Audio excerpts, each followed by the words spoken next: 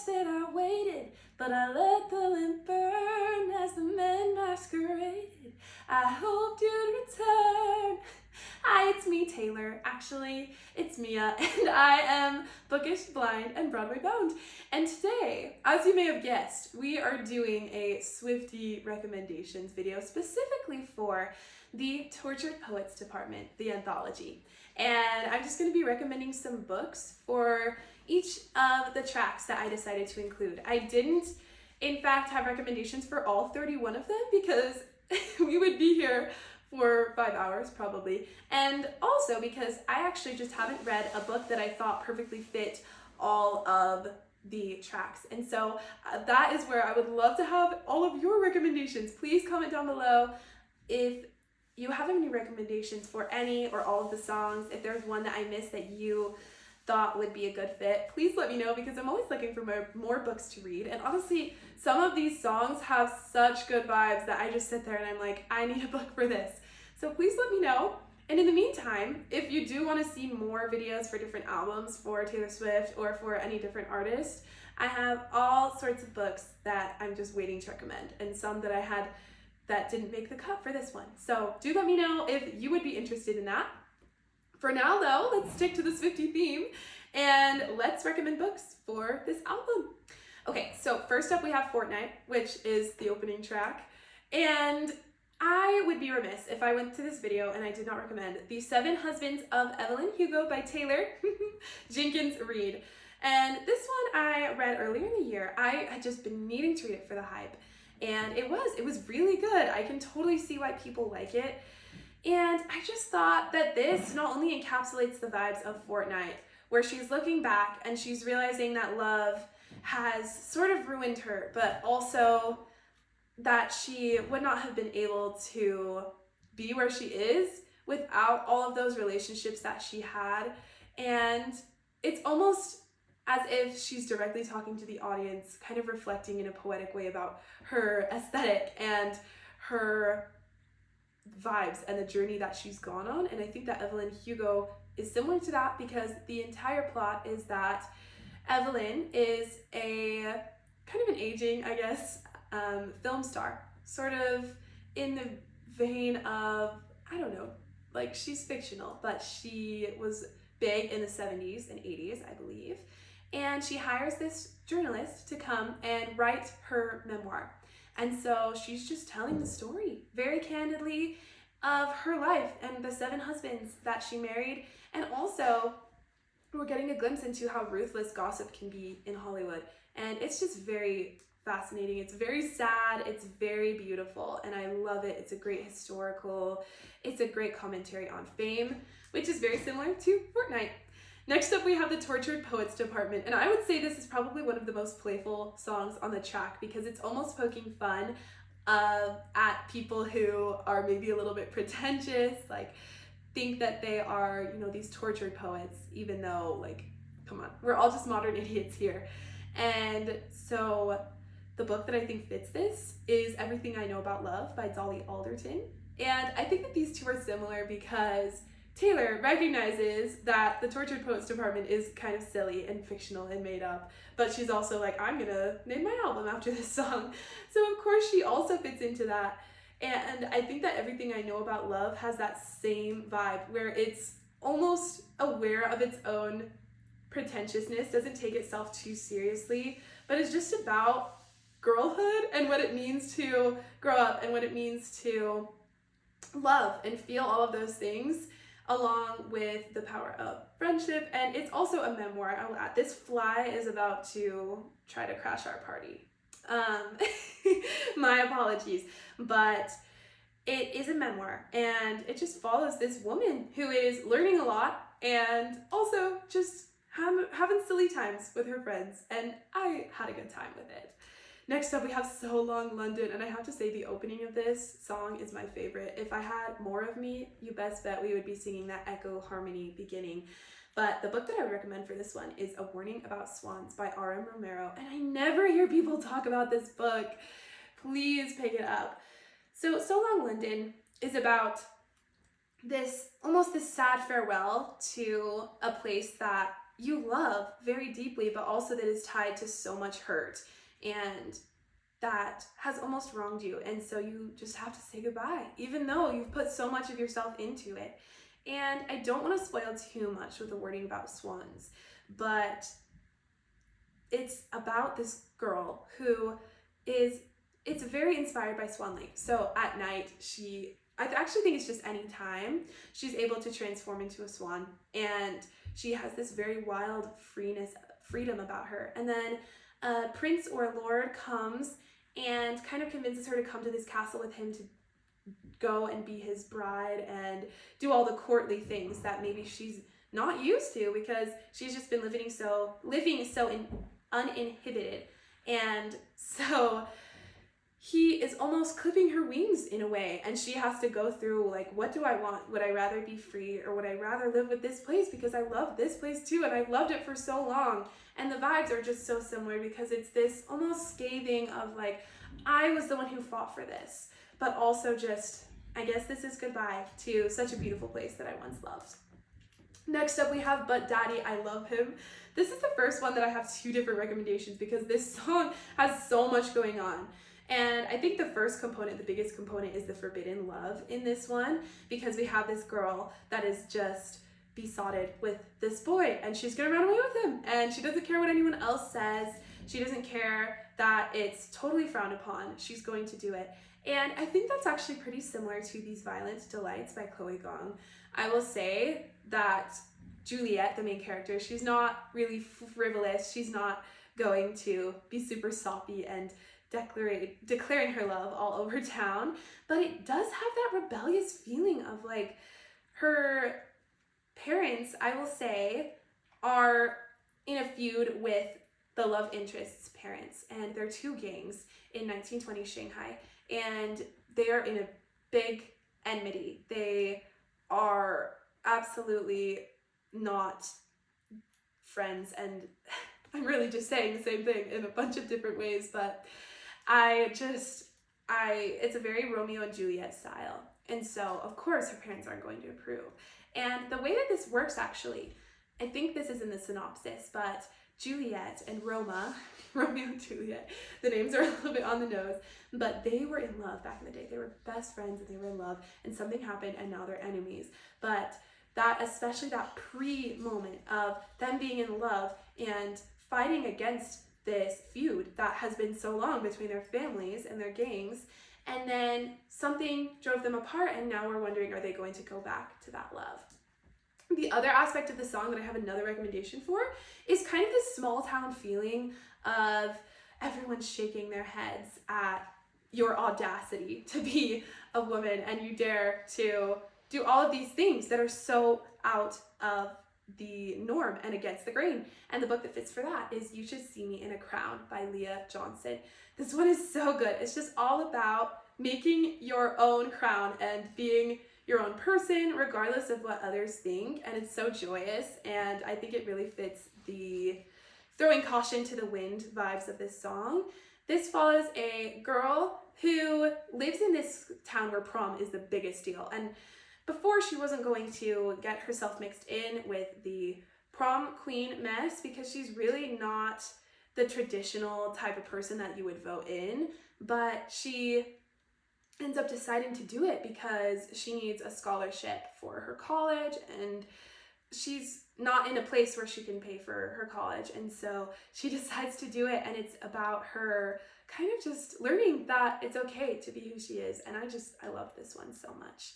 The next one is Guilty as Sin, and I love this one because it's almost this bargaining of like, well, I'm not really in love with him, right? But like, I also kind of am, but there's nothing to do about it, so everything's fine. Like, we're gonna be okay, but also am I allowed to cry? And I feel like this song is the ultimate just pining song. And who better at pining is there in this world than Mr. Tyrannus Basilton Grimpitch. That's right, that's his name. He is from Simon Snow by Rainbow Rowell. Oh my gosh, I always mistitle it. That is the series name. The first book is called Carry On, and this is absolutely a book for the Marauders people out there, you know, the people who maybe in Harry Potter like loved that, or thought that Malfoy and Harry, like, Malfoy is just misunderstood. And this one is just so good because it, once again, does not take itself too seriously. It's quite lighthearted and silly, and not really silly, I would say, but it's almost a Harry Potter spoof where it's just taking its own spin with it and taking things about the original that were maybe outdated and like disliked and turning them into something else. And I really enjoy it. It's a YA as well, which I have not been saying the demographics for the previous ones, but I'm sure you all have been able to guess. And this just follows Simon Snow, who was the worst chosen one to ever been chosen. He's not very good at magic, but he's just trying his best, and he's convinced that his roommate is trying to kill him. But really, it turns out to be a romance, and it's super sweet. But as you go through the story, you're kind of in the roommate's head, and you see like the chaos that's in there, and just knowing, it's like that feeling of you just might want to die because of like all the unrequited love, and maybe if you just pretend it's not there, then it will just stop existing. But it's so good. It ends really well, and I love it. I don't love the sequel as much, I'm just saying. The first one wraps up nicely, so leave it at that. Next up we have Who's Afraid of Little Old Me. Oh my goodness. Okay, this one just had me shocked when I started listening to it, and actually I didn't love this album at first, and as I kept listening to it and sort of living in these lyrics and turning them over in my head, I started realizing that I loved it a lot more, in this one especially. And it's just kind of this almost angry, breaking the mold, like feminist song about like, well, you tell me that maybe everything isn't about me, but what if it is about me? And what if all of this has actually been something that has hurt me? And how can I release myself from this cycle? And I think a book that really fits with this one is Little Thieves by Margaret Owen. I haven't had the privilege and the pleasure of talking about this yet on this channel, but this is one of my very favorite books in the world. I love it so much. It is a retelling of The Goose Girl, which is also one of my favorite stories. And if you're not familiar with it, it's basically about this princess, but her lady-in-waiting, her maid, takes her place, ends up usurping her and disguising herself as the princess in order to marry the prince. And of course, in the original, the maid is the villain, but in this one, she's the hero. And we're just learning this really corrupt system where the only way for this main character, her name is Vanya, to succeed is for her to steal and try her very best to carve out a place in this world. And eventually she realized that she is deserving of space and of love. And it's just, oh, it's beautiful. I love everything about it. I love the way that it almost subverts expectations, that it flips the fairy tale on its head, and the points it makes about just society in general, and the women that we see as good and those that we see as evil, and how maybe we need to flip the narrative a little bit. And I just loved it so much, and I could talk about it for hours. Also, she is the half-daughter of two goddesses, Death and Luck. So, I mean, if that doesn't sell you, I don't know what will. Next up we have I Can Do It with a Broken Heart. And this song gives a little bit Delulu vibes to me, because it's just like, oh my gosh, like, I am depressed and he's avoiding me and everything is going wrong, but it's fine. I can do it. It's gonna be great. I can handle myself. And it's almost about just fake it till you make it, really. That's the message of she's under so much pressure as a performer. And yeah, like, she's killing it, but it's also almost the stress that it puts on you and the strain to always be putting up this front. And the book that I think fits for this one is I Hope This Doesn't Find You by Anne Liang. Oh my gosh, I hope I pronounced that right. But we follow a girl named Sadie, and she is under so much pressure. She's such a perfectionist. She is a straight A student, and she is generally seen as just very straight-laced. She, I think, is the student body president along with her arch enemy, Julius. But in order to vent all of her anger, she writes these hate emails and leaves them in her drafts. And it's just little things like, I cannot believe my English teacher didn't give me 100%. Like, I know that this person copied off my work and they got 100. And it's her venting all of this pent up feelings into her draft inbox, where it's totally harmless, right? Until all of the emails get sent out. And it's just delightful. It's about her freeing herself from this bond that she's put herself under. And it's just, it has these vibes, especially at the beginning where she's like, everything's fine, I'm holding it together, like I don't have to feel any of the feelings, and then she totally does, and it's great. Next up we have The Alchemy. This one is just such a celebration. It's so happy and romantic and whimsical. And I think the book that fits for this is, please don't laugh at me, The Selection by Kiera Cass. I loved this when I was younger, and I refuse to reread it because I'm worried that it won't hold up, but I promise that it is so good, and my friends tell me it does. So in this one, we are in almost a future America where everyone's separated into castes, and we have a royal family, and it's time for the royal prince to find his bride. And so he does this almost Hunger Games lottery where people get drawn and to come to the capital, and they get all sorts of reward for being there and participating in this like bachelorette style or bachelor style thing.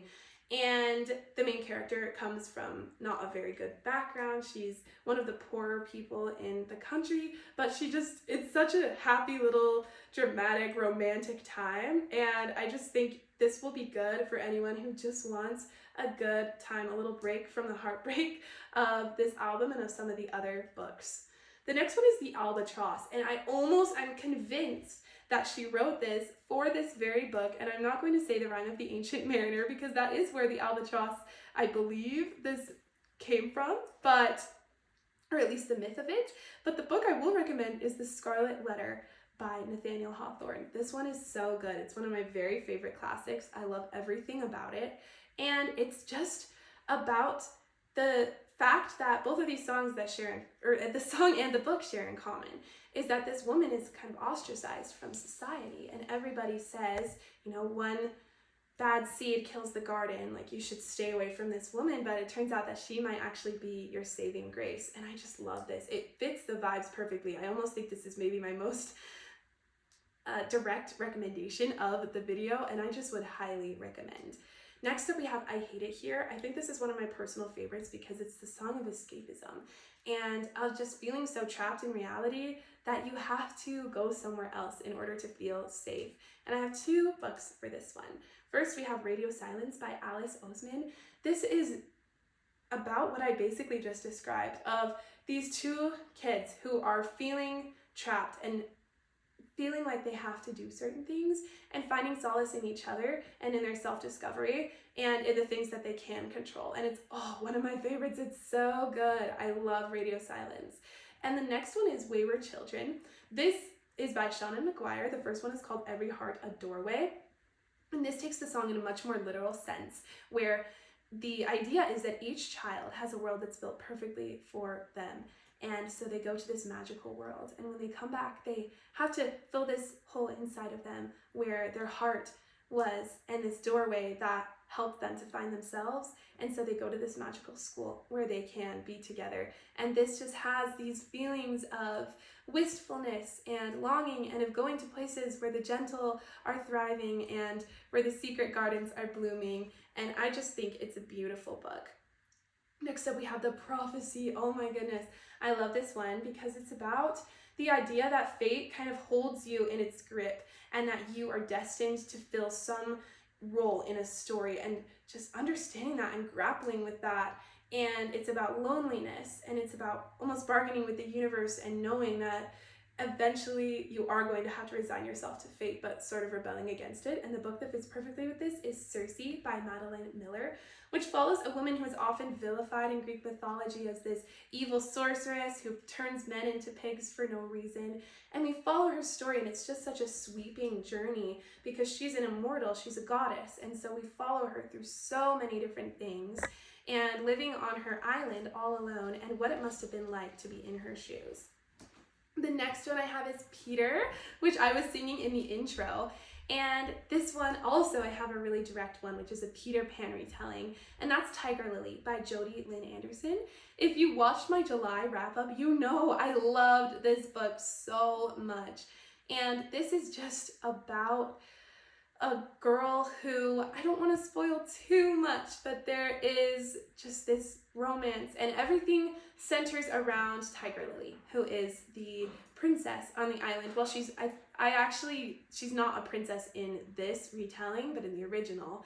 And she's just this warrior. She's incredible, but she ends up falling in love. And that romance is almost, it's a sad story. It's a love story, but it's also a sad story. And I can't even explain this one for fear of spoilers, but I imagine this song being sung by Tiger Lily after everything happens, and her looking back and saying all of these things, like, forgive me, and also, I can't wait anymore. I have to move on. And it's just beautiful. I love it so much.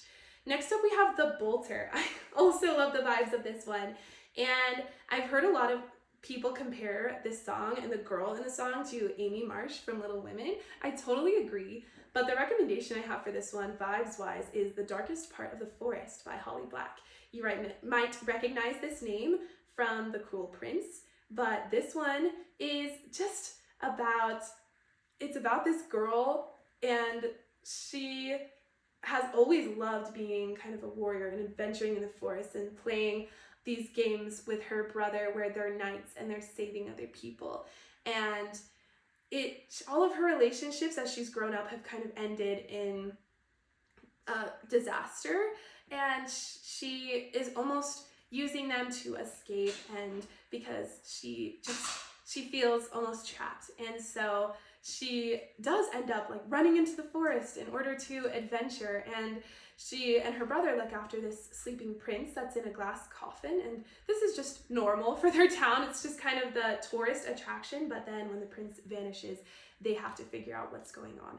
And I can't even say much about this one too either, but the main character Hazel and the girl, the Bolter, in the song just have such similar vibes. Next up, we have Robin, and this one, I think that it could be interpreted in many ways, but the way I see it is when you're a child and you're so adventurous, and there are certain costs to innocence, and how the adults kind of make this vow to keep things from you and let you have your fun for as long as possible. And the one that fits with this one is I'll Give You the Sun, and it's by Jandy Nelson.